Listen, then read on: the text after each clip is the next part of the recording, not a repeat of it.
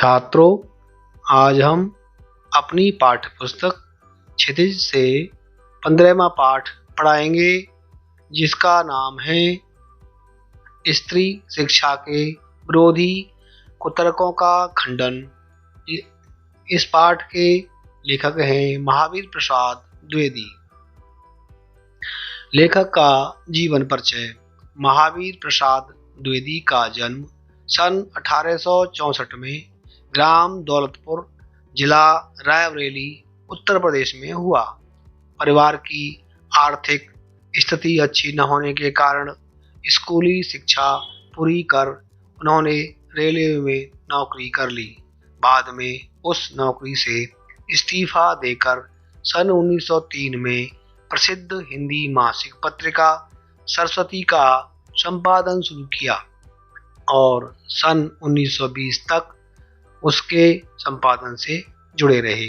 सन 1938 में उनका देहांत हो गया।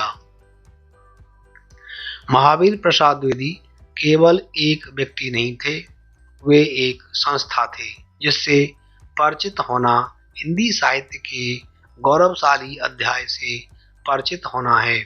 वे हिंदी के पहले व्यवस्थित संपादक, भाषा वैज्ञानिक, इतिहासकार, पुरातत्ववेत्ता, अर्थशास्त्री, समाजशास्त्री, वैज्ञानिक, चिंतन एवं लेखन के स्थापक, समालोचक और अनुवादक थे। उनकी प्रमुख कृतियां हैं रसज्ञ रंजन, साहित्य सीकर, साहित्य संदर्भ, अद्भुत आलाप, निबंध संग्रह, संपत्ति शास्त्र। उनकी अर्थशास्त्र से संबंधित पुस्तक है महिला मोद, महिला उपयोगी पुस्तक है जो आध्यात्मिकी दर्शन की द्विवेदी काव्यमाला में उनकी कविताएं हैं। उनका संपूर्ण साहित्य महावीर प्रसाद द्विवेदी रचनावली के 15 खंडों में प्रकाशित है।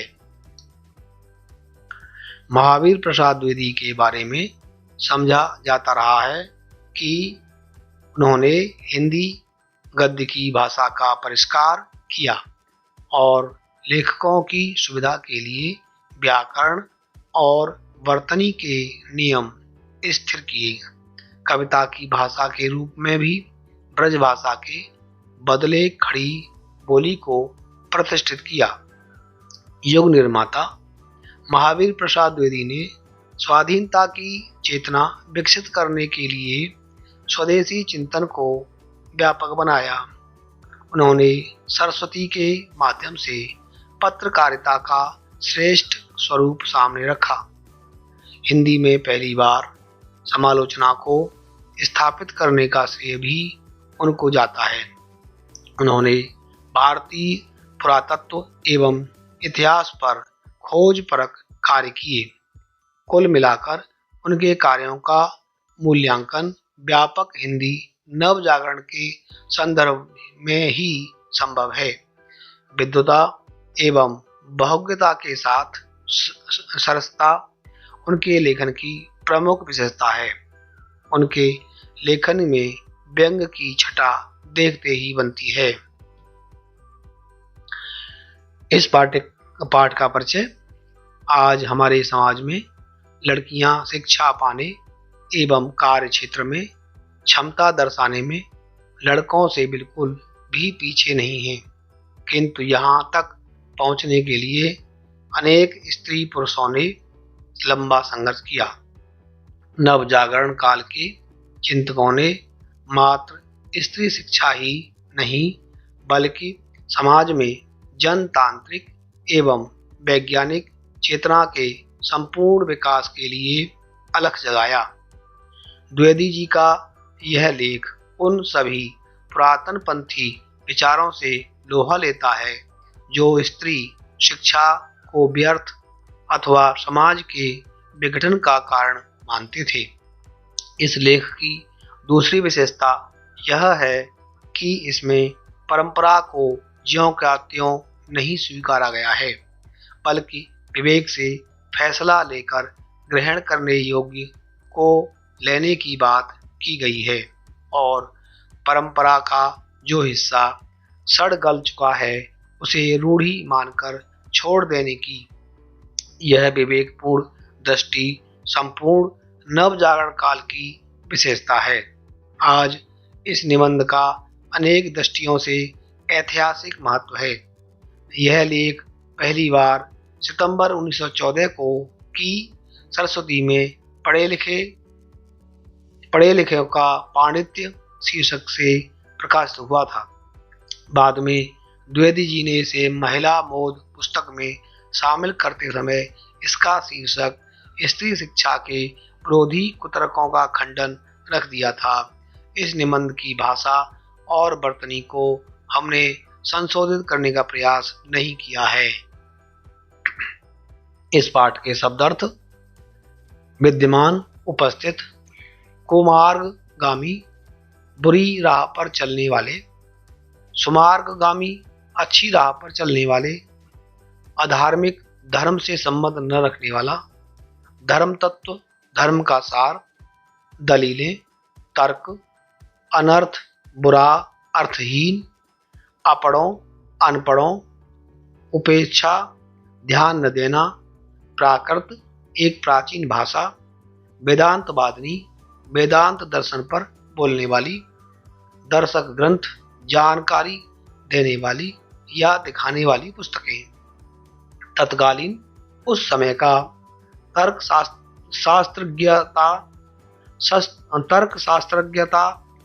की जानना, न्यायशीलता, न्याय के अनुसार आचरण करना, कुतर्क, अनुचित तर्क, खंडन, दूसरों के मत का युक्तिपूर्वक निराकरण, प्रगल्भ, प्रतिभावान, नामोल्लेख, नाम का उल्लेख करना, आदर या सम्मान पाया, सम्मानित, विज्ञ, समझदार, विद्वान, ब्रह्मवादी, वेद पढ़ने पढ़ाने वाला, दुराचार, निंदनीय आचरण, सहधर्मचारिणी, पत्नी, कालकूट, जहर, पीयूष, अमृत, दृष्टांत, उदाहरण, मिसाल, अल्पज्ञ, थोड़ा जानने वाला, प्राककालीन, पुरानी, व्यभिचार, पाप, विक्षिप्त, पागल, बात व्यथित, बातों से दुखी होने वाले, ग्रहग्रस्त, पाप ग्रह से प्रभावित, किंचित, थोड़ा, दुर्वाक्य, निंदा करने वाला वाक्य या बात, परित्यक्त, पूरे तौर पर छोड़ा हुआ, मिथ्यावाद, झूठी बात, अलंकारोपण, दोष मढ़ना, दोषी ठहराना, निर्वत्सना, तिरस्कार, निंदा, नीतिज्ञ, नीति जानने वाला, हरगिज, किसी हालत में, मुमांगनियत, रोक, मनाही, अभिज्ञता, जानकारी, ज्ञान, अपकार, अहित। इस पाठ का सारांश: इस पाठ में लेखक ने स्त्री शिक्षा के महत्व को प्रसारित करते हुए उन विचारों का खंडन किया है। लेखक को इस बात का दुख है कि आज भी ऐसे पढ़े लिखे लोग समाज में हैं जो स्त्रियों का पढ़ना गृह सुख के नाश का कारण समझते हैं।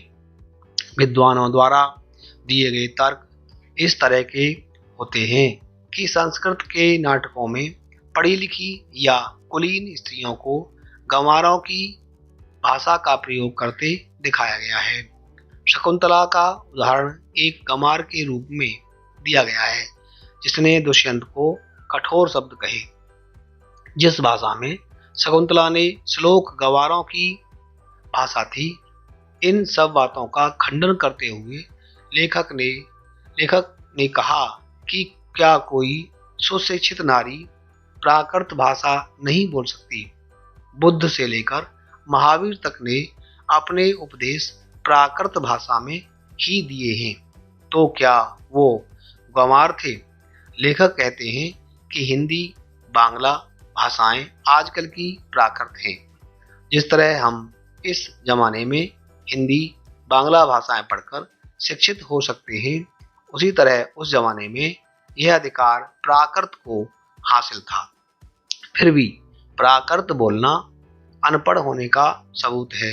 यह बात नहीं मानी जा सकती। जिस समय नाट्य शास्त्रियों ने नाट्य संबंधी नियम बनाए थे, उस समय धर्म सर्वसाधारण की भाषा संस्कृत नहीं थी।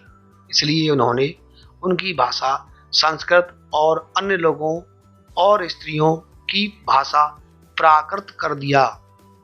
लेखक तर्क देते हुए कहते हैं कि शास्त्रों में बड़े बड़े विद्वानों की चर्चा मिलती है, किंतु उनके सीखने संबंधी पुस्तक या पांडुलिपि नहीं मिलती। उसी प्रकार प्राचीन समय में नारी विद्यालय की जानकारी नहीं मिलती। तो इसका अर्थ यह तो नहीं लगा सकते कि सारी स्त्रियां गंवार थीं। लेखक प्राचीन काल की अनेकानेक स्त्रियां, शिक्षित स्त्रियां जैसे शीला, विद्या के उदाहरण देते हुए उनके शिक्षित होने की बात को प्रमाणित करते हैं। वे कहते हैं कि जब प्राचीन काल में स्त्रियों को नाचना, गाना, फूल चुनने, हार बनाने की आज़ादी थी, तब यह मत कैसे दिया जा सकता है कि उन्हें शिक्षा नहीं दी जाती थी।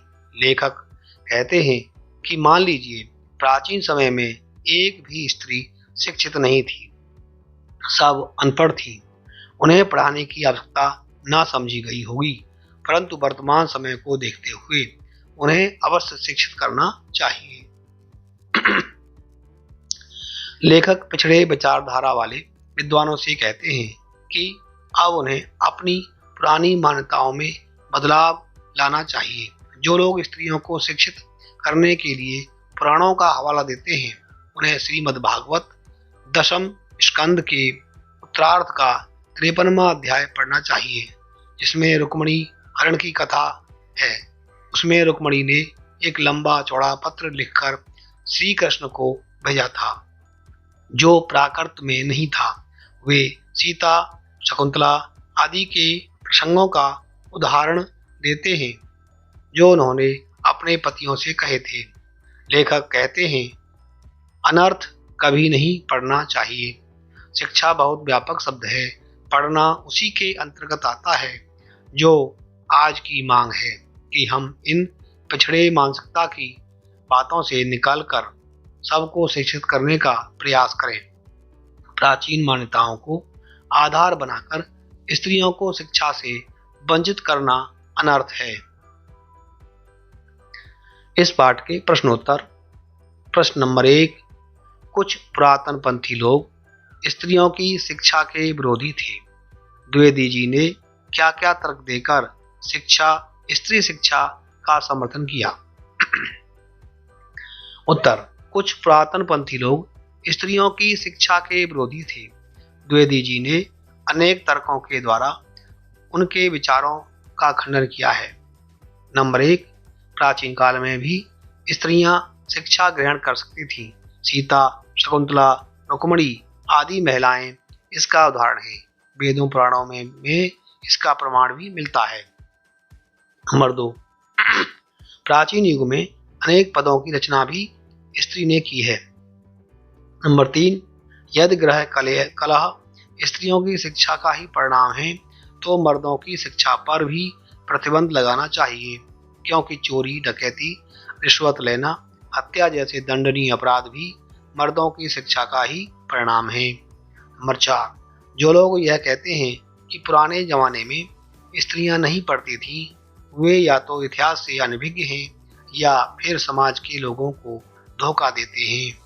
नंबर 5, अगर ऐसा था भी कि पुराने जमाने की स्त्रियों की शिक्षा पर रोक थी, तो उस नियम को हमें तोड़ देना चाहिए, क्योंकि ये समाज की उन्नति में बाधक हैं। प्रश्न नंबर 2, स्त्रियों को पढ़ाने से अनर्थ होते हैं। कुतर्कवादियों की इस दलील का खंडन द्विवेदी जी ने कैसे किया है, अपने शब्दों में लिखिए। उत्तर, द्विवेदी जी ने कुतर्कवादियों की स्त्री शिक्षा विरोधी दलीलों का जोरदार खंडन किया है। अनर्थ स्त्रियों द्वारा होते हैं तो पुरुष भी इसमें पीछे नहीं हैं। अतः पुरुषों के भी विद्यालय बंद कर दिए जाने चाहिए। दूसरा तर्क यह है कि शकुंतला का दुष्यंत को कुवचन कहना या अपने परित्याग पर सीता का राम के प्रति क्रोध दर्शाना उनकी शिक्षा का परिणाम न होकर उनकी स्वाभाविकता थी। तीसरा तर्क व्यंग्यपूर्ण तर्क है। स्त्रियों के लिए पढ़ना कालकूट और पुरुषों के लिए पीयूष का घूंट है। ऐसी दलीलों और दृष्टांतों के आधार पर कुछ लोग स्त्रियों को अपढ़ रखकर भारतवर्ष का गौरव बढ़ाना चाहते हैं। प्रश्न नंबर 3, द्विवेदी जी ने स्त्री शिक्षा विरोधी कुतर्कों का खंडन करने के लिए व्यंग्य का सहारा लिया है, जैसे यह सब पापी पढ़ने का अपराध है, न वे पढ़ती न वे पूजनीय पुरुषों का मुकाबला करती। आप ऐसे अन्य अंशों को निबंध में से छांटकर समझिए और लिखिए। उत्तर, स्त्री शिक्षा से संबंधित कुछ व्यंग जो द्विवेदी जी द्वारा दिए गए हैं। नंबर 1, स्त्रियों के लिए पढ़ना कालकूट और पुरुषों के लिए पीयूष का घूंट है। ऐसी ही दलीलों और दृष्टांतों के आधार पर कुछ लोग स्त्रियों को अपढ़ रखकर भारत का गौरव बढ़ाना चाहते हैं। नंबर 2, स्त्रियों का किया हुआ अनर्थ यदि पढ़ाने ही का परिणाम है तो पुरुषों का किया हुआ अनर्थ भी उनकी विद्या और शिक्षा का ही परिणाम समझना चाहिए। नंबर 3, आर्यपुत्र शाबाश, बड़ा अच्छा काम किया जो मेरे साथ गंधर्व विवाह करके मुकर गए। नीति, न्याय, सदाचार और धर्म की आप प्रत्यक्ष मूर्ति हैं। नंबर 4, अत्रि की पत्नी धर्म पर व्याख्यान देते समय घंटों पांडित्य प्रकट करे। गार्गी बड़े बड़े ब्रह्मवादियों को हरा दे। मंडन मिश्र की सहधर्मचारिणी शंकराचार्य के छक्के छुड़ा दे। गजब, इससे अधिक भयंकर बात और क्या हो सकती है।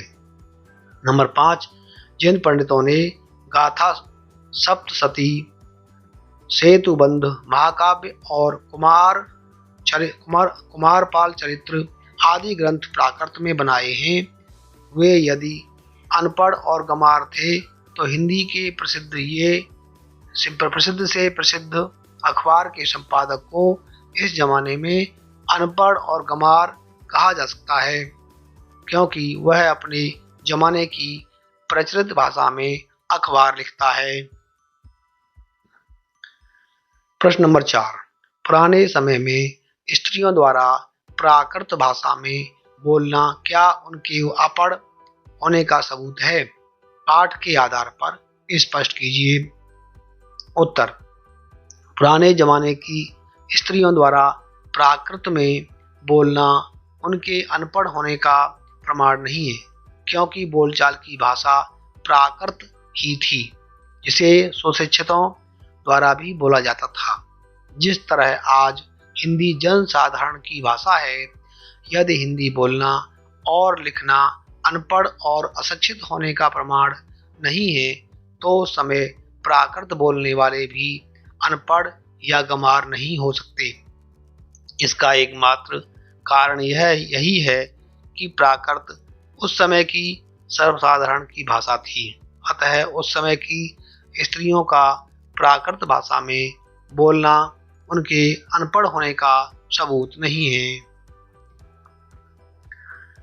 प्रश्न नंबर 5, परंपरा के उन्हीं पक्षों को स्वीकार किया जाना चाहिए जो स्त्री पुरुष समानता को बढ़ाते हैं।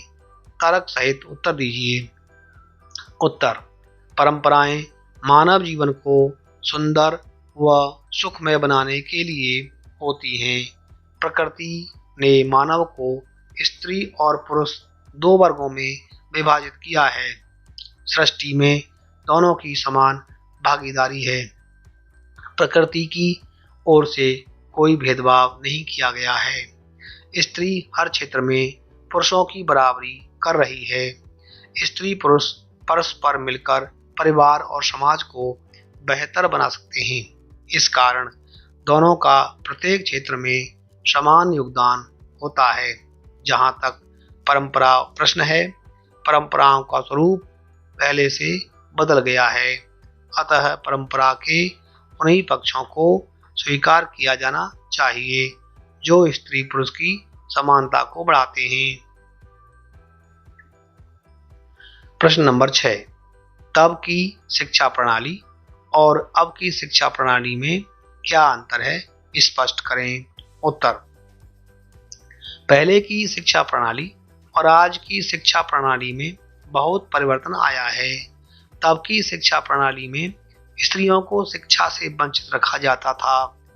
पहले शिक्षा प्राप्त करने के लिए विद्यार्थियों को गुरुकुल में रहना जरूरी था, परंतु आज शिक्षा प्राप्त करने के लिए विद्यालय हैं। पहले शिक्षा एक वर्ग तक सीमित थी, लेकिन आज किसी भी जाति के तथा वर्ग के लोग शिक्षा प्राप्त कर सकते हैं। आज की शिक्षा प्रणाली में स्त्री पुरुषों की शिक्षा में अंतर नहीं किया जाता है।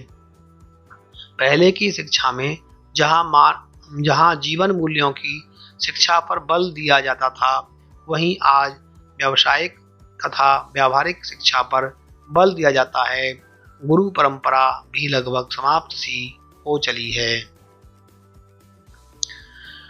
मेरे इस चैनल को सब्सक्राइब करें, लाइक करें, शेयर करें और बेल आइकन घंटी बजाएं। धन्यवाद।